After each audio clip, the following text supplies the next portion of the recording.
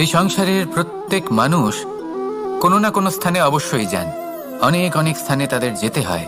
এবার এমন কিছু মানুষ আছেন যারা সেই স্থানে হয়তো কখনোই যাননি।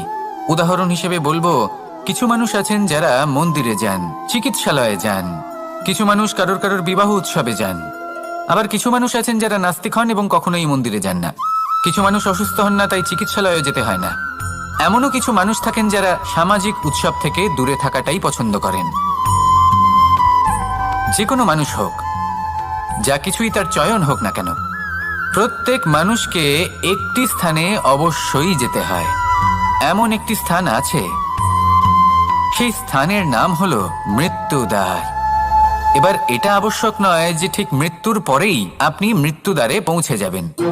এমন অনেক মানুষ আছেন যারা মৃত্যুর পূর্বেই মৃত্যুদ্বারে পৌঁছে ফিরে এসেছেন, আর তারা অনুভব করেছেন